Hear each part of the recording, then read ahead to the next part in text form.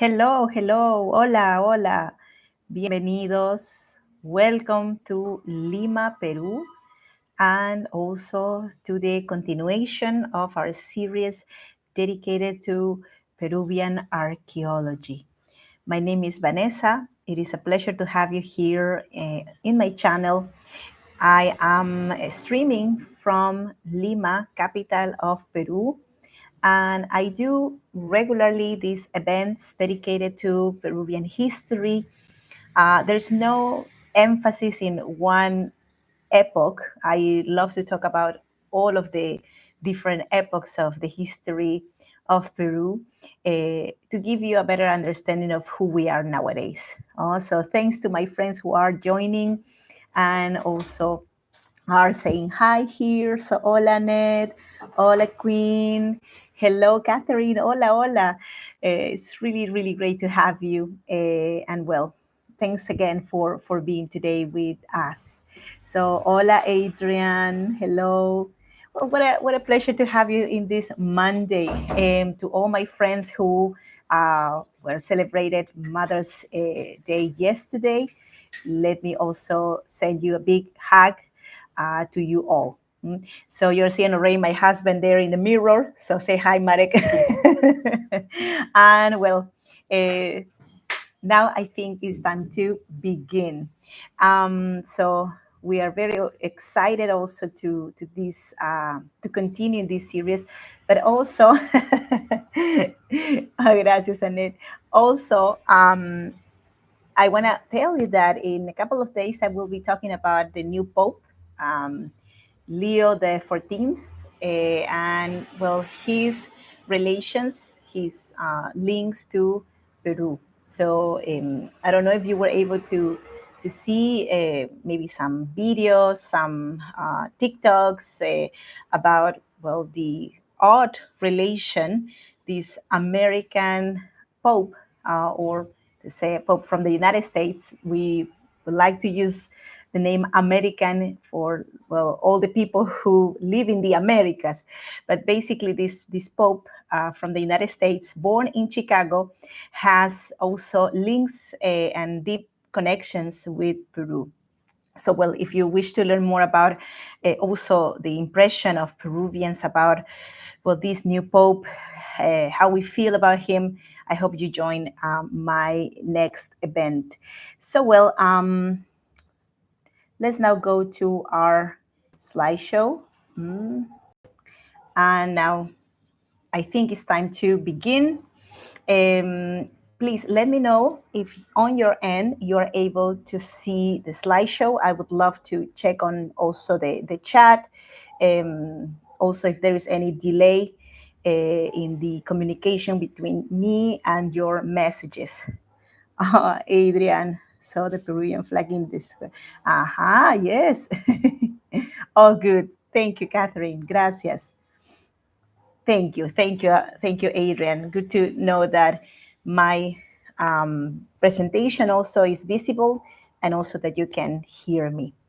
So for those that are new to my channel, I am a tour guide, official tour guide here in Peru, based in the city of Lima, been guiding for many years.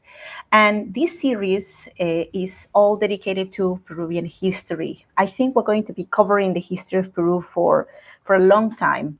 I'm trying to give some space between every series or every event of a week. But also, if you wish to see the previous lives dedicated to this topic, they are here in my YouTube channel.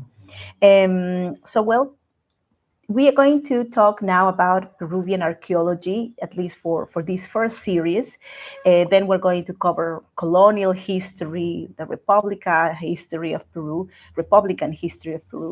So, well, if you don't know my events, if this is the first time you are joining or tuning with my channel, I am a tour guide, been guiding for several years here in Peru, in Lima mainly.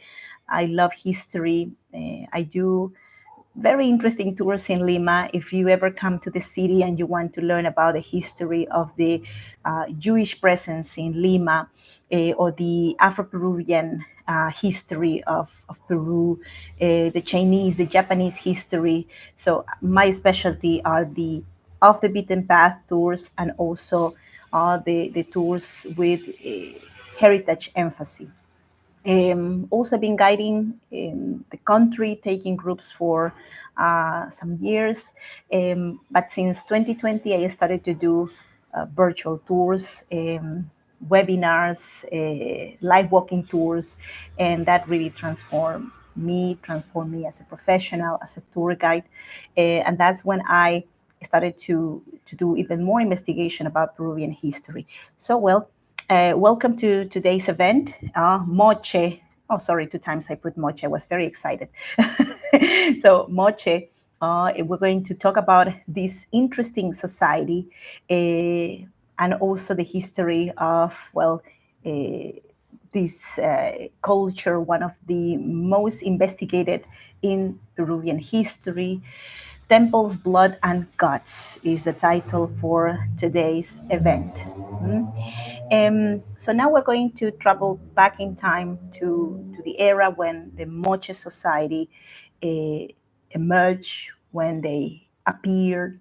Um, of course, if you wish to know what happened before Moche, once again, there are videos already posted in my YouTube about the other societies I picked for to give you an idea of the sophistication of these ancient societies.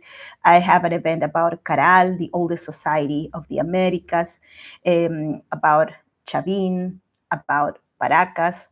And these societies, in the case, for example, of Caral, Caral is from the period we call the archaic period.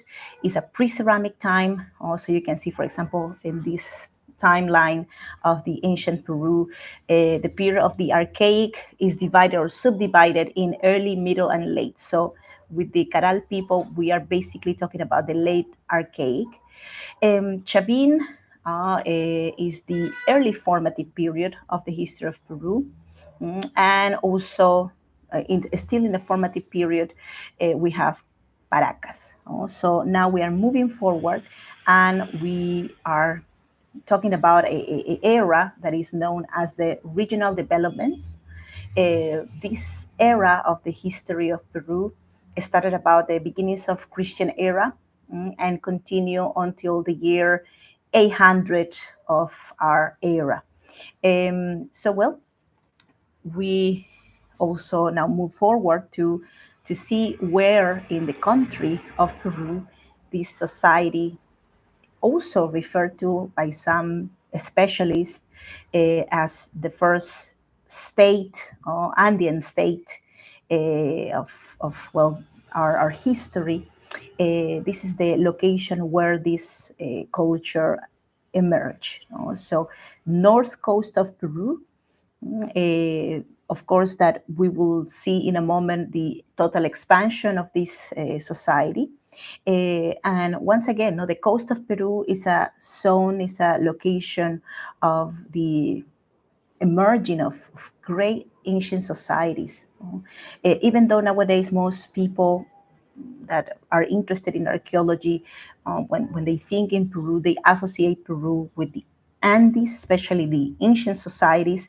They associate the Andes as the place where all the greatest and most advanced societies emerge.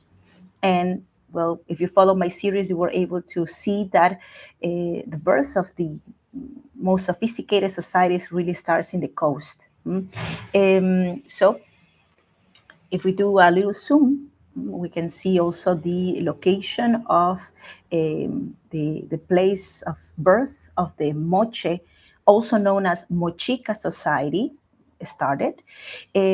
So we are talking about, well, the territories between Lambayeque and La Libertad departments in the north coast, but it seems that also the society of the Moches or Mochicas were able to expand a little bit northern and southern.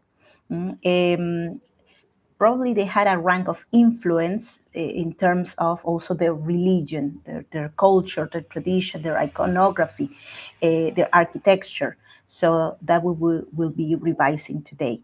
So the time frame, the extension of the presence of this Mochica or Moche culture is since circa the year 50 of Christian era until the year 850 of Christian era or after Christ, or Commons era, as some people prefer to call it now. Well, here you can see a bit more about the geography of the location where Moche culture emerged. This society is a coastal society. They appear in the region known as the Chala region, so sea level. That's why for them, fishing was a very important activity, but also cultivation in the coastal valleys that were nourished by the rivers born in the Andes. Well, that was also another important activity for them.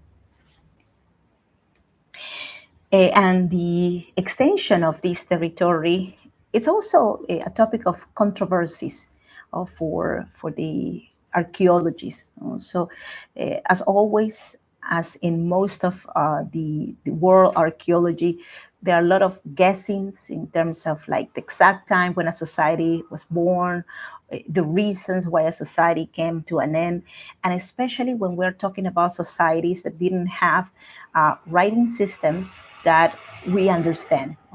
It is not very clear if they had or didn't some type of hieroglyphic system to write, because this is still in debate. But we cannot read those hieroglyphics if they had any, or symbolisms also. But indeed, they were very, very advanced, and we will also talk about that soon. So, specialists divide Mochicas or the Moche culture geographically into two territories, into two spaces. There are the Mochica of the north, you can see Mochicas del Norte, and Mochica of the south, Mochica Sur.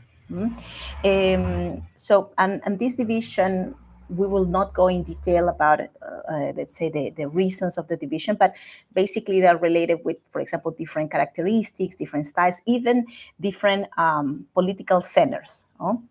So today, for example, we're going to talk a bit about some of the most important archaeological sites associated with the Mochica society. For example, in the valley of Lambayeque, so this will correspond to the Mochica of the north. We'll talk a bit about the Lord of Sipan. In the valley of Chicama, along the Chicama River, we will talk a bit about the Lady of Cao, and well, the most important location, by the way, Lady of Cao belongs to the South Mochica. And the third arrow in red, the lowest, corresponds to the valley of Moche, the pyramids or temples of Moche.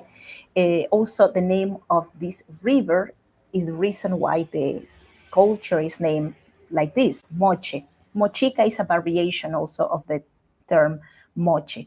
So there is, well, also a series of temples, like the Temple of the Sun, the Temple of the Moon, that seems that were the capital of the Mochicas of the South. Also, the limits of the Moche were the northern valleys, the ones of Piura, for example, the valleys of Piura, and in the south, the valley of Guaramey. So Moche has been investigated for a long, long time. But when the investigations started, for example, here we have Max Uli, a German archaeologist who also visited different archaeological sites in Peru. And just at the end of the 19th century, beginnings of the 20th century, he started to propose about a timeline in the chronology of Peru previous to the Incan history. He proposed that this civilization was a proto-Chimu society. So what is Chimu? Proto means before, or previous. And Chimu was one of the greatest societies that existed at the time of the arrival of the conquistadors in the north part of the country. So the Spanish, the conquistadors, met the Chimu people, and they understood, of course, that the Chimus were very advanced, very sophisticated. By the way, they were wonderful silversmiths, goldsmiths. So that's what made them also very important in the eyes of the Spanish.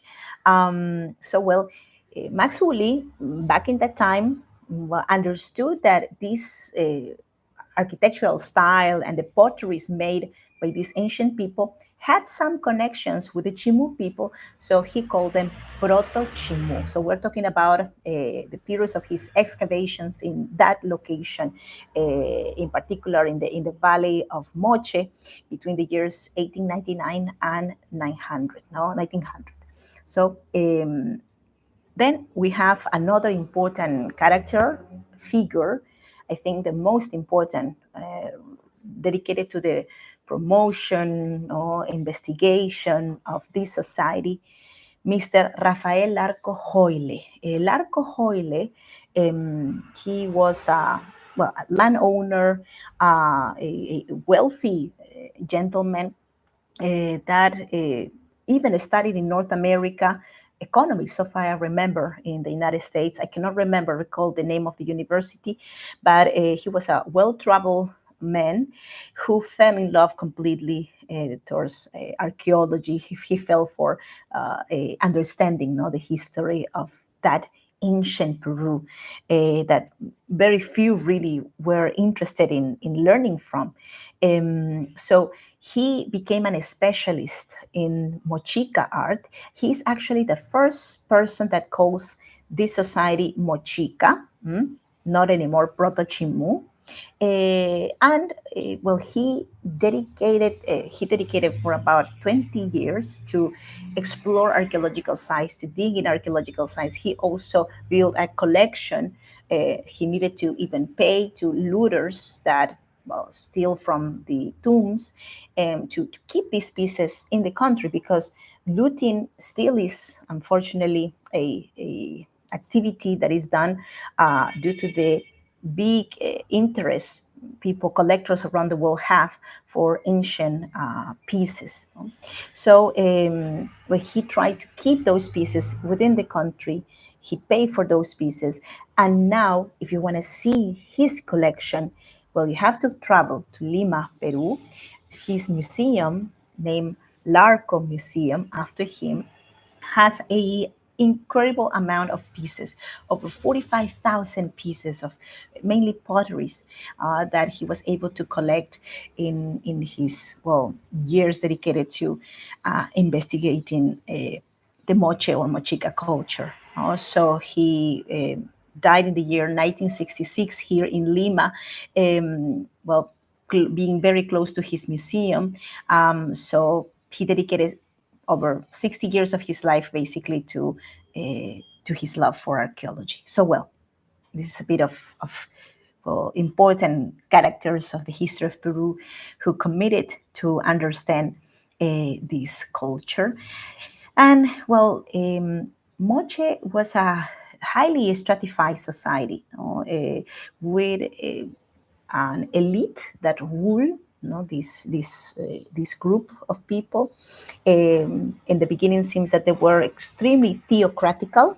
There is a secular period after the theocratical period of the history of the Moche. Below the elite, we have a group of people specialized in different activities. For example, we have people specialized in the pottery production, in textile production. So these are the specialized people that had a big dependency or a necessity on the support of their mecenas, which were the elite. So the elite supported these professionals, let's say, in their fields. And below these professionals, we had the commoneers, the common people. So this is the way how the pyramid of the Moche society like function or work. So, for example, here we can see a recreation of how the Moche authorities look like. And we still have burial sites that were investigated by professionals, by archaeologists in the, let's say, in the second half of the 20th century that remain intact, because most of the tombs that were open in the first half of the 20th century were opened by looters. And well, the sites were completely, let's say, sacked, and the mummies were dismembered, and the only interest was selling to private collectors what was discovered in those tombs. So, well, thanks to the investigations done in the last decades of the 20th century, and also in these previous decades also, in different temples of the Mochica people, we were able to understand the level of sophistication, but also how they look, how these people look. And well, you can see that these leaders had incredible headdresses that recall the sun, for example. The gold represented, in a way, the sun, and the silver, the moon.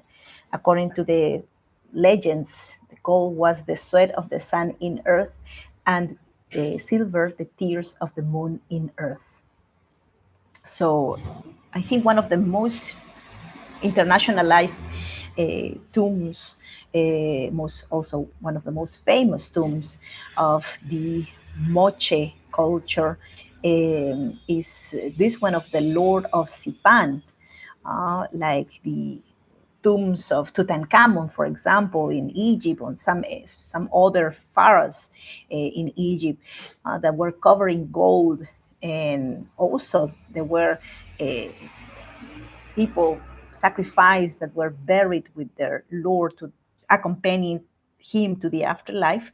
Well, similar to that tradition, to that fashion, the Mochica people also practice sacrifices of the closest men and women to the Lord, to the king, if we can recall, use that word, to accompany the Lord to the afterlife. So Walter Alba, Peruvian archaeologist, discovered this intact tomb. It was the first intact Moche tomb discovered, because sadly it was like this archaeologists felt a little bit like the ones going after the scavengers. No, every time they went to a tomb, the tomb was already open. Every time they discover an archaeological site, there was already sacking of the site. So well, here we have this incredible site. There are wonderful documentaries you can see, also produced by the National. Uh, Sorry, I forgot the name. Of this famous National Geographic, sorry, the National Geographic, which have been also supporters of the major, most important works in the country. So I highly recommend you to look after this event. Well, one of those documentaries dedicated to the Lord of Sipan. Okay, so over 600 pieces discovered in the tomb of gold and silver, lapis lazuli, turquoise, and more, in just that tomb. And well, the site where the tomb was discovered uh, looks nowadays like the picture in the low section, but according to the reconstructions, well, we think that that's the way it looked originally. So we are talking about pyramids. We're talking about pyramids made from mud, mud bricks. The climatic characteristics of the coast of Peru are basically that, well, are valleys in the coast. They are dry valleys. It rains very little along, let's say, the year. In Lima, for example, we have just 1 cubic centimeter of rain per year.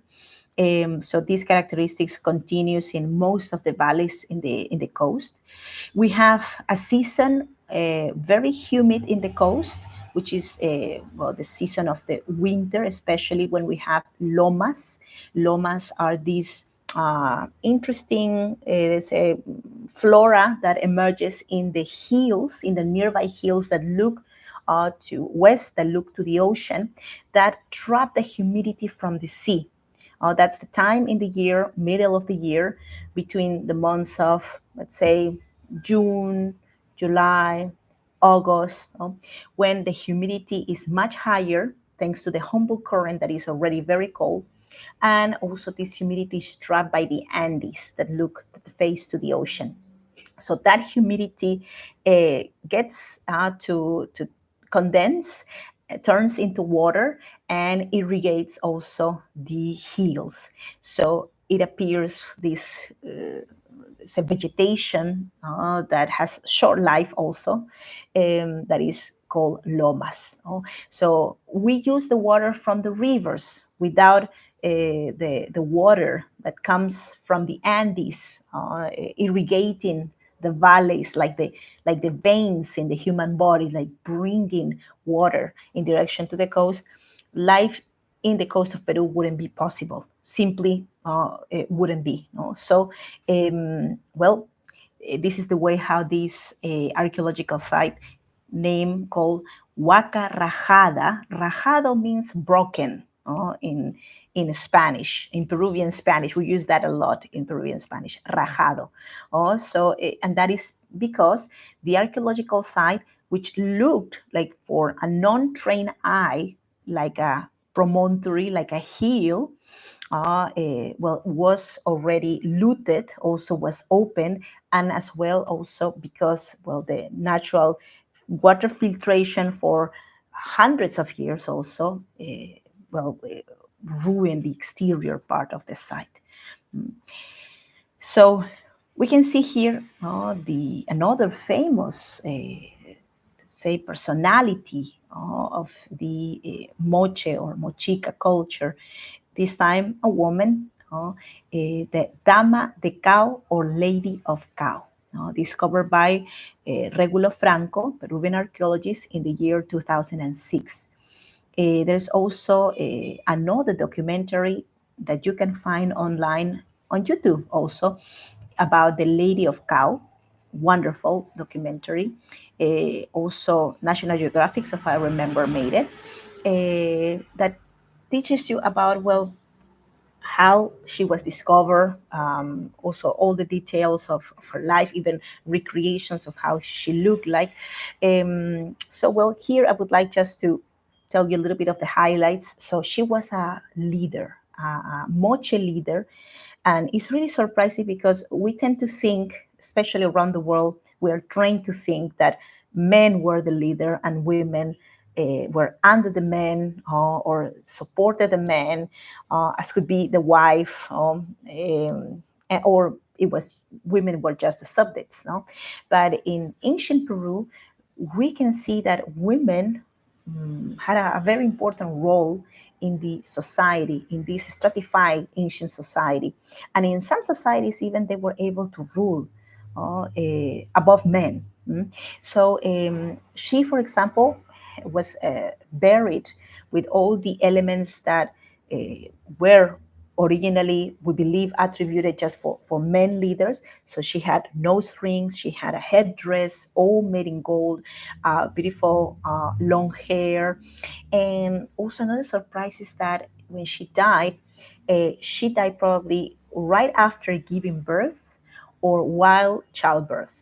And that is really easy to notice. No? In the mummy of this body, she turned into a natural mummy. The section of the abdomen of the stomach was very loose. Also seems that she just gave birth, and the body was not able to go back to, like a natural shape. No? So she had also lots of tattoos. She was covered in tattoos, and tattoos back in that time we know were associated also with the leaders. No? Tattoos of snakes, tattoos of spiders, also, which are elements related with the underworld, the world of the dead, the world of the adivination also. So she was a healer, as also being female, related also with the the darkness, the moon also. Sorry, it seems that also she was a person who could predict at some point, maybe the upcoming events, no, the climatic events. No? Another important site related with the Moche is the a complex, basically. No? So, in the case of the Lady of Cow, she was discovered in the valley of Chicama, of the river Chicama, in the complex of El Brujo. Sorry. And here, we are now moving to another complex, the complex of Huacas de Moche. The word Huaca means, could be sacred, no? Could be, or could refer to temples. A Huaca could be a rock, a stone, a monolith. A Huaca could be a person with certain, let's say, a divination powers, no? Sorry, I am not feeling so well today. Maybe it's the change of climate. So we are getting into the cold days here. You are getting into the warmer days where you live, right? So for us, we are now getting into the fall, winter. So well, the Huacas de Moche are a special zone that is considered to be the capital, as I said before, of the territory of the Moches of the South. Annette saying, is Chile in California today? Oh, well, it's getting very, very dark here in Lima. In the winter, we have half a year of gray sky and half a year of blue sky. So it's really like it's from one day to another also that it gets a little bit sort of a chilly here. Mm-hmm. I'm drinking water now. Gracias, Annette. So we have here in the pictures, the temple of the moon, which is the most important temple associated with the complex of Huacas de Moche. Temple of the Moon is very close to the city of Trujillo, and in the Department of La Libertad. And you can see in these pictures, first of all, on the picture on the left, how the site looked like before the beginning of the studies of the place. In the picture next on the right hand side, how it's believed it looked like. So now, of course, the investigation is a little bit more advanced. You can see also that the temple is located very close to a hill. So that hill is named Cerro Blanco, White Hill, and seems that was a very important landmark, or even Huaca, because it was a natural formation that these ancient moches, when they saw it, and it's so perfect, it's like a conic shape hill. It's really pretty.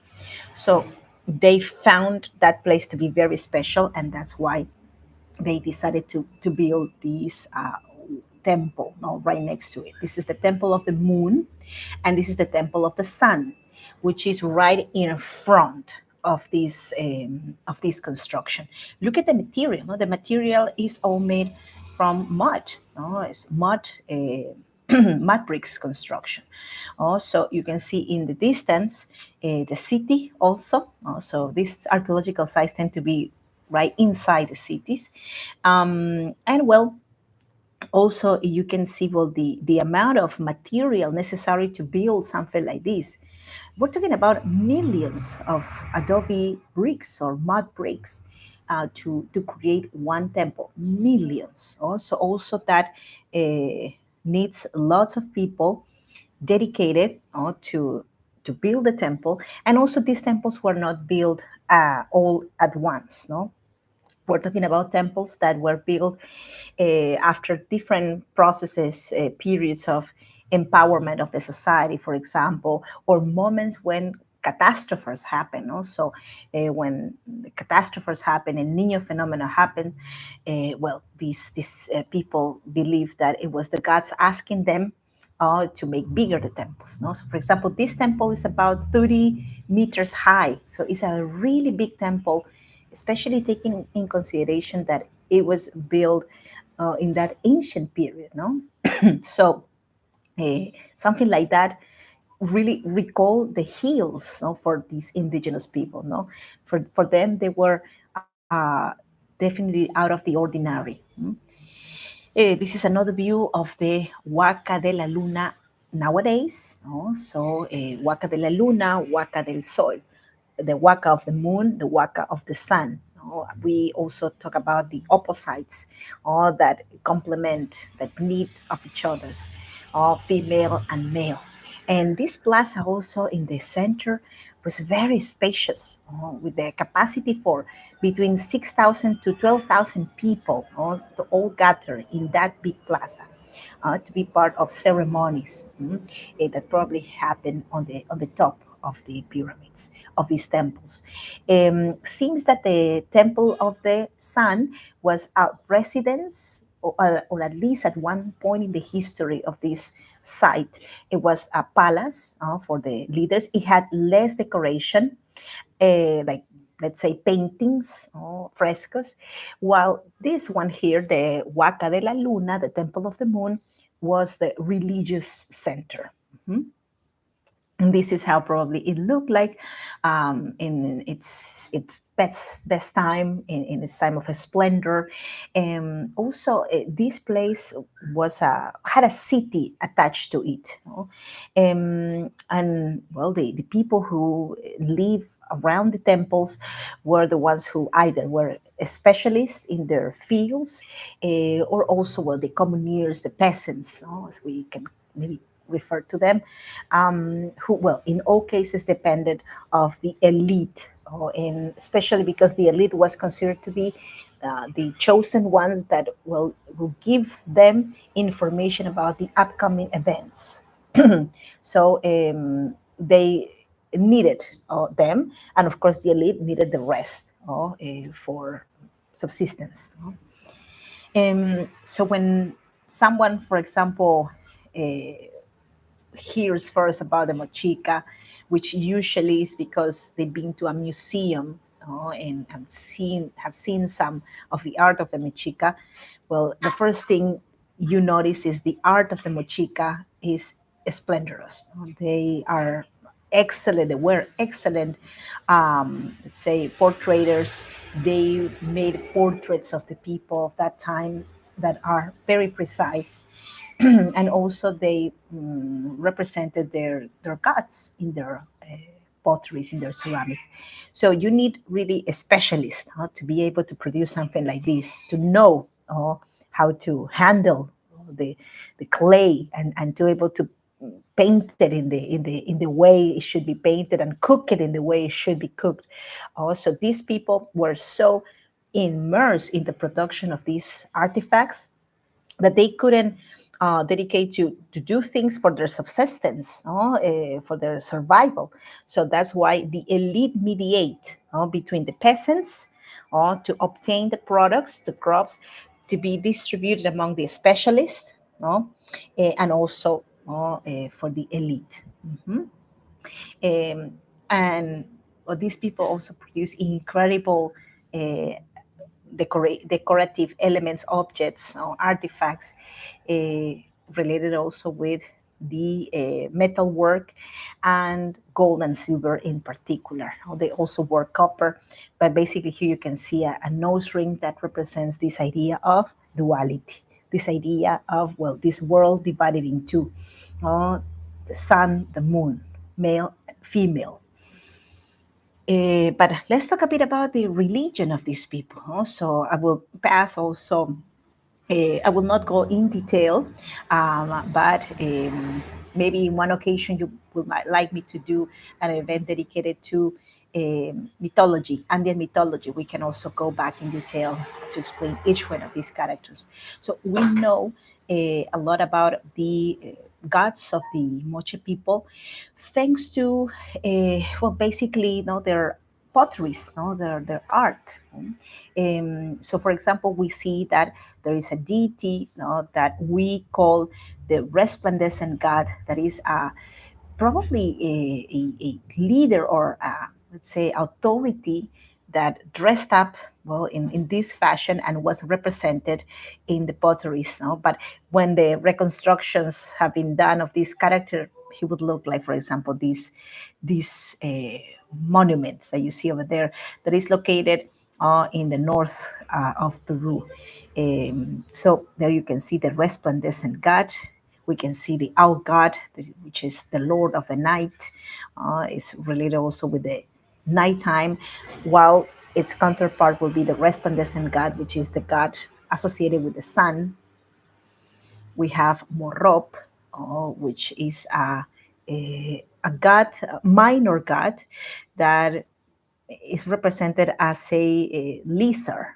That also is associated with the underworld, because the lizards come from caves or from holes in the archaeological sites, for example, from the underworld, like a messenger from the dead to the alive.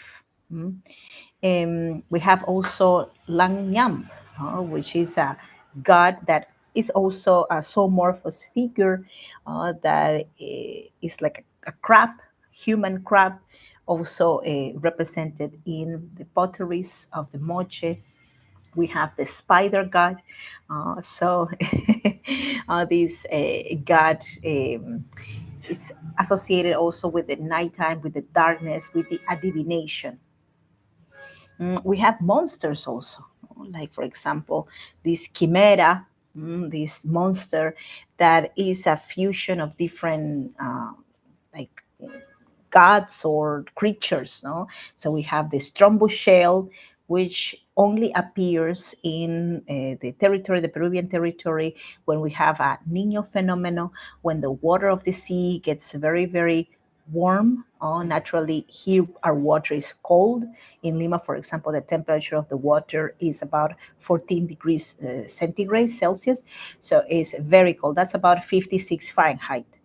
So well, it has also this creature, the face of a, could be a fox, it could be a dog, and part of the body looks like a snake, and well, it's a really monstrous say creature, no, chimera.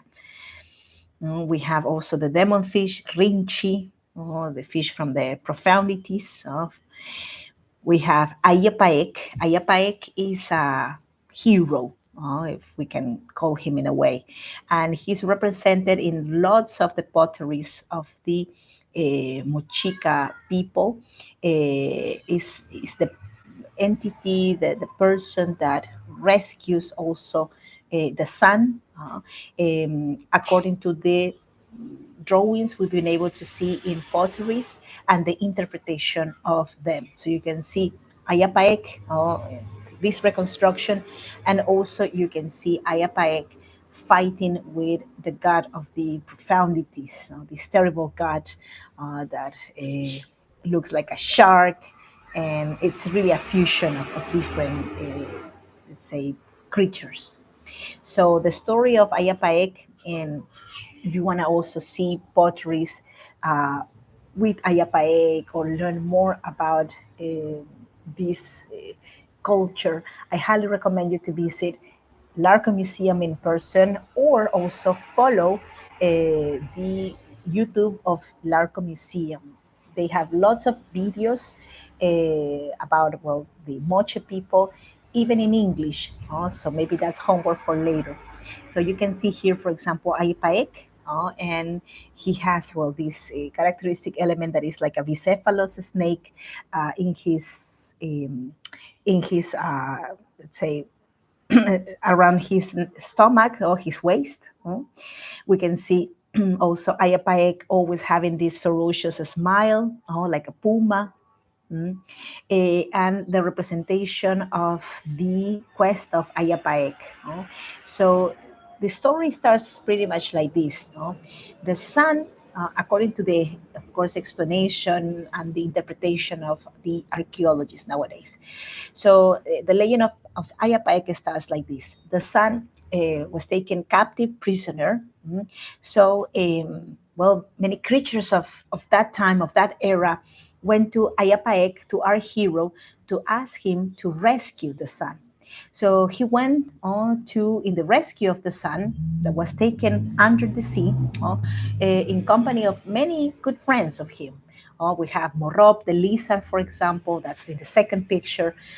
We can see also a doggy that goes with him. Also, we have, by the way, endemic dogs in Peru, indigenous to this territory. Many of those species disappear after the conquest. So one of those species of doggies is represented here and also goes to this quest also. So, well, in the lower pictures, you can see Ayapaek going into the sea, but before getting into the sea is, well, Nyan Lamp, no? That is waiting for him, this god that is the guardian of the entrance to the sea. And there is a fight with this character, but finally he gets inside, to the ocean. And once in the ocean, he has all kinds of adventures, and he fights also with the ray fish, the stingray fish. He's able to fight with other characters. He obtains also elements that he takes from many of these characters. The nose ring, for example, that you can see there represented, is in one of the characters that he's fighting, the sea orchard god. So he has this nose ring, and it seems that the interpretation is that with this nose ring, Ayapaek was able to breathe in the sea, inside the ocean. So that's why he used it. And then at the end, well, he fights with the beast that retained the sun, but he dies. He's not able to win. And he needed to rebirth, to be able to finally win this time. So you can see the dismembering of the god also by the black vultures in the first image on the left, in the upper left part. We have here an owl goddess, a female owl, human female, like a human creature that looks like animal, that have these both characteristics of a female body, but also the face of an owl. That she's a fortune teller, or she foresees the, the events. And then after, we can see that Ayapaek, in order to be able to be again rebirth, he needs to have a sexual encountering with a, let's say, creature, a female creature that probably is Pachamama, Mother Earth, that's in the picture on the left low section. And well, with that encountering, there is a tree that grows, and mysteriously, Ayapaek is reincarnated. No? So, like if he was a corn, so he goes back to life. So, well, and in this last picture, we can see also Ayapaek using these beans. These are sort of like lima beans that have different colors, using those to tell his story to the next generations of people. So he looks like wrinkle. There is highlighted. He's like wrinkle. He's an old Ayapaek telling his story, his quest to younger people using these beans. We don't know how the beans were read. We don't know how they were able to use them, but we know they had some form of writing system based on these beans. So, well, these potteries can tell us more than we can imagine. No, they can be also documents. Here we see another time the resplandescent god, which probably was a authority, a human leader, who in front of the people was perceived as a deity. So this pottery, by the way, is in Larco Museum, in Larco collection. It's very small. It's about 30 centimeters high, and it has so much in it. So the full length of the image in that piece is something like this. This is event also that in this case, sorry, is not a mythology, is an actual event that happened and was sort of like inscripted to never be forgotten in that pottery. So we have potteries that are mythological and we have potteries that have story, history in them. So this is the pottery that shows the execution of prisoners. Okay. And well, we're going to talk about, well, the execution in the times of the Moches. You can see also this character that is, the hair of this character is being held by the enemy. We know that in the Huaca de la Luna, the temple of the moon, the Huaca of the moon, in the most important space in front of the facade, let's say, of the temple, there were some ceremonies that happened that were also associated with these executions of these, let's say, captives. No, so you can see that. But first of all, the wall is very high, and there are several levels of drawings. And if we go from the bottom to the top, the bottom ones are drawings of the sort of like in rank inferior people. So we have the captives there. They are all like they, they are naked, no? They are all tied. No? They are sort of like being conducted into a ceremony, a public ceremony. In the second level, we see priests holding their arms. We see also now animals and gods and godlike creatures. And as we go higher and higher, well, the images are not so clear, but they depict also authorities. So this is another picture of that same mural or facade. So the Temple of the Moon is divided in two sections. So we have the old temple and the new temple. Templo Viejo is the old one, the first one that was used from since the beginning of the society, the year 50 to more or less the year 600 of our era. And the second temple, which is the new temple, was used almost at the end of that era. So since that the peak of the society was reached around the year 600.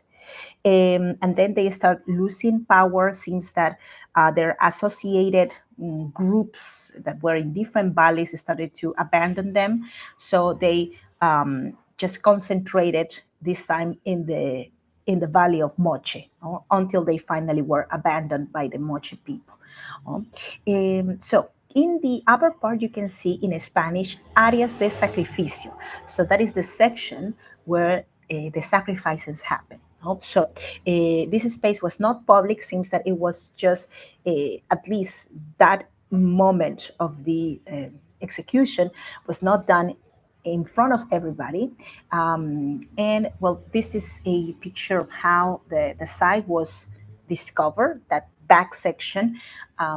So we're talking about the 90s, no? 1995, when that section, those plazas were excavated, and the findings were surprising. No? Archaeologists were able to discover, well, different types of remains, all of them showing men very young, between 15 to 25 years old, which were executed in that section. No? So, well, you can see also they were in some cases like dismembered completely. So, well, it shows also that they use this Moche people coercion, fear, to control, fear to control, which many societies have used, of course, around the world. So, well, you can see, well, the impacts, for example, of clubs, a different type of shape of clubs in the skulls of these people, and also fractures who healed just like recently before the extermination. No, so and this also shows that there was some type of confrontation, a sacred fight, no, between groups. No? This sort of like a ceremony was done to choose who will be going to be executed. No? So not all of them, not all of these men that probably came from different valleys. No? That were representing their valleys or their communities that were there, not all of them would be finally offered. So after the fights, no, these ceremonial fights, uh, there were captives that were not probably in very good state, physical state, that had fractures also, and there was a process of days until the final execution took place. So here we can see, for example, these evidences of fractures in process of being healed. So well, and here another uh, image taken from a pottery that shows this fight, and also well evident state of the prisoners in which they were suffering and they were also bleeding. Also, we can see that some of the people chosen to participate of these fights were people of very high status, and this we can notice from the skulls. The skulls of the people of high status had deformation.